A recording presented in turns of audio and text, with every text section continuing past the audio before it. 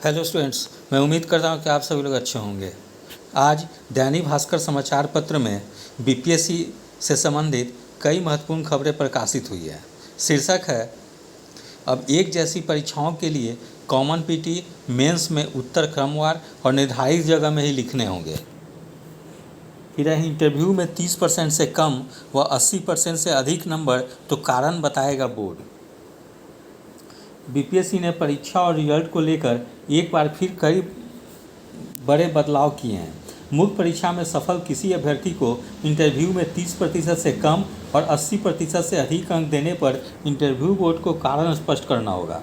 68वीं मुख्य परीक्षा से उत्तर पुस्तिका में किस प्रश्न का उत्तर किस पेज पर लिखना है, यह तय रहेगा।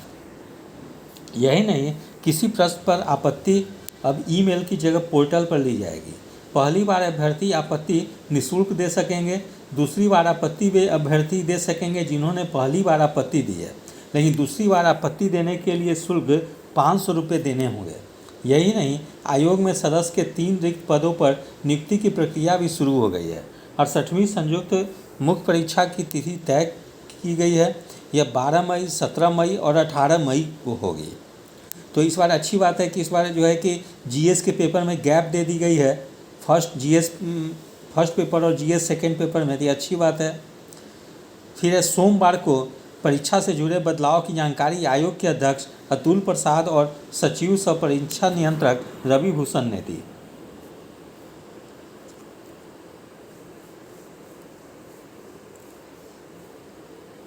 फिर है, पीटी कॉमन मेंस का कट ऑफ अलग होगा।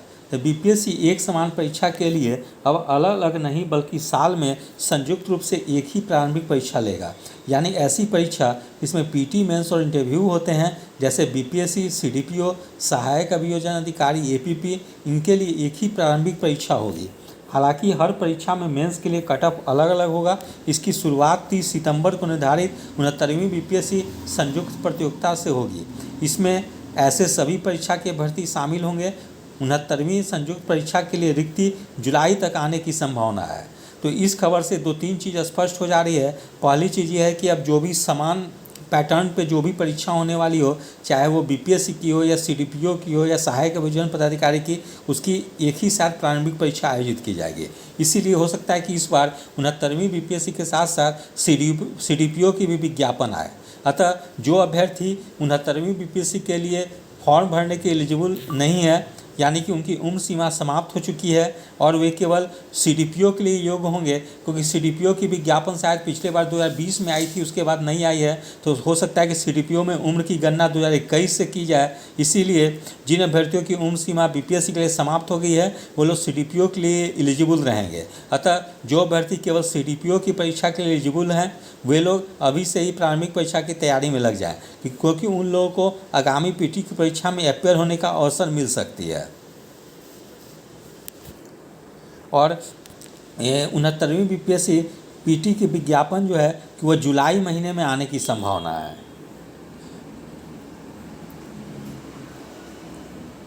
फिर है, पीटी एक ही होने से अभ्यर्थियों को फ़ायदा होगा, अवसर नहीं घटेंगे। विभिन्न परीक्षाओं के लिए बार बार पीटी देने से अभ्यर्थी को मुक्ति मिलेगी। मुख्य परीक्षा की तैयारी के लिए अधिक समय मिलेगा, अवसर नहीं घटेंगे। मेंस के लिए कट ऑफ अलग होने से फ़ायदा। फिर है, 5वें ऑप्शन पर 68वीं पीटी में सफल अभ्यर्थी से ली जाएगी राय। तो 30 सितंबर को निर्धारित 69वीं बीपीएससी संयुक्त परीक्षा में 5वां ई ऑप्शन रखा जाए या नहीं, इस पर 68वीं बीपीएससी प्रारंभिक परीक्षा में सफल 3590 अभ्यर्थियों से परीक्षा के आवेदन के समय ही राय ली जाएगी। ऐसा इसलिए कि प्रारंभिक परीक्षा में लगभग 3 लाख अभ्यर्थी शामिल होते हैं, लेकिन जो अभ्यर्थी मुख्य परीक्षा के लिए सफल हुए हैं, वे अधिक बेहतर तरीके से बता सकेंगे कि इसका लाभ या नुकसान क्या है।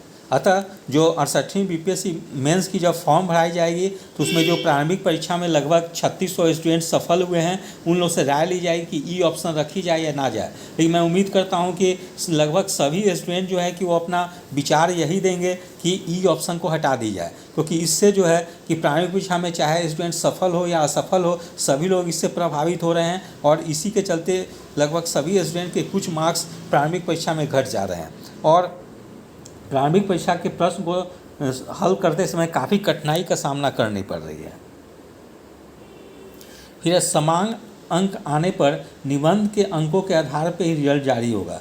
तो मुख्य परीक्षा में एक ही अंक पर अधिक अभ्यर्थी के होने पर निबंध के अंक को आधार माना जाएगा। निबंध में भी समान अंक आने की स्थिति में उन अभ्यर्थी को प्राथमिकता होगी जिनकी उम्र अधिक है। फिर इंटरव्यू में कम व अधिक अंक पर कारण व टिप्पणी की जरूरत क्यों? तो इंटरव्यू बोर्ड पर किसी प्रकार का पक्षपात का आरोप नहीं लगेगा। असफल अभ्यर्थी द्वारा इंटरव्यू के अंकों को लेकर सवाल उठाए जाते हैं। ऐसी स्थिति में बोर्ड के कारण से उन्हें उत्तर मिल सकेगा। फिर एक महत्वपूर्ण खबर यह है कि सिलेबस में बदलाव होगा, रोजगार से जुड़े पाठ्यक्रम को जोड़ा जाएगा। तो विभिन्न परीक्षाओं के लिए आयोग के वर्तमान सिलेबस की समीक्षा के बाद अनुपयोगी हिस्से को हटाकर सिलेबस के उस हिस्से को प्राथमिकता से जोड़ा जाएगा जिसमें रोजगार से जुड़े पाठ हैं। यानी कि बीपीएससी के द्वारा जो भी परीक्षाएं आयोजित की जाती है उसके सिलेबस की एक बार समीक्षा की जाएगी आयोग के द्वारा उसमें, और देखी जाएगी कि कौन सा सिलेबस के कौन सा पोर्शन जो है कि वो वर्तमान समय में रेलेवेंट है या नहीं है। इसलिए जैसा मेरा विचार है कि हो सकता है कि 69वीं बीपीएससी प्रारंभिक प्रतियोगिता परीक्षा से सीसेट का प्रश्न ला दी जाए, क्योंकि सीसेट में अभ्यर्थियों को math, Hindi, English, math, Hindi, English, reasoning से संबंधित प्रश्न पूछे जाते हैं। और अभ्यर्थी अगर मैथ, हिंदी, इंग्लिश, रीजनिंग की बेसिक जानकारी रखेंगे तो उन लोगों को अन्य प्रतियोगी परीक्षाएं जो कि वो एक दिवसीय होती है, वनडे के एग्ज़ाम होते हैं, चाहे वो एसएससी की हो या रेलवे की परीक्षा हो, उसमें उसकी भी तैयारी वो साथ साथ कर सकते हैं। इसीलिए मैं उम्मीद करता हूं कि हो सकता है कि आगामी परीक्षाओं से कहीं सीसेट भी का पेपर भी बिहार लोक सेवा आयोग के द्वारा ला दी जाए, क्योंकि यदि अभ्यर्थी सीसेट की तैयारी करेंगे तो निश्चित रूप से उन लोग की मैथ, इंग्लिश, रीजनिंग, हिंदी की तैयारी बेहतर हो जाएगी और वे लोग अन्य परीक्षा एक दिवसीय परीक्षाएं जो होती है उसमें भी वे लोग अपीयर हो पाएंगे। इसीलिए हो सकता है कि आने वाले परीक्षाओं से सीसेट का भी एक पेपर रखा जाए। ठीक है।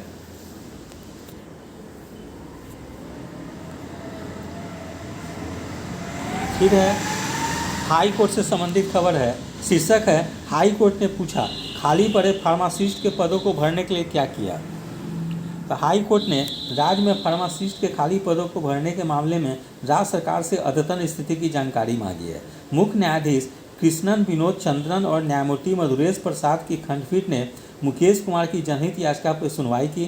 कोर्ट ने स्वास्थ्य विभाग के अपर मुख्य सचिव और अन्य आला अधिकारियों को 3 हफ्ते के भीतर हलफनामा दायर कर इस बारे में जानकारी देने का निर्देश दिया। सरकार को बताना है कि खाली पड़े फार्मासिस्ट के पदों को भरने के लिए अब तक क्या कार्रवाई की है। कोर्ट ने यह भी जानना चाहा है कि सरकारी अस्पताल और अन्य स्वास्थ्य संस्थानों में फार्मासिस्ट के रिक्त पदों को भरने के लिए सरकार जो कदम उठा रही है वह सुप्रीम कोर्ट के आदेश के अनुसार है या नहीं। याचिकाकर्ता के अधिवक्ता प्रशांत सिन्हा ने कोर्ट को बताया कि अब भी अनेक सरकारी अस्पतालों में अनिबंधित नर्स, एएनएम, क्लर्क ही फार्मासिस्ट का काम कर रहे हैं। वे बिना जानकारी और योग्यता के ही मरीजों को दवा बांटते हैं, जबकि यह काम निबंधित फार्मासिस्ट को ही करना है। इस मामले में अगली सुनवाई 3 हफ्ते के बाद होगी। तो इस प्रकार से आज के समाचार पत्र में कुछ महत्वपूर्ण खबरें थी। यदि आप सभी लोगों को मेरा चैनल अच्छा लगा हो इसे लाइक से और सब्सक्राइब करें। धन्यवाद। Take care.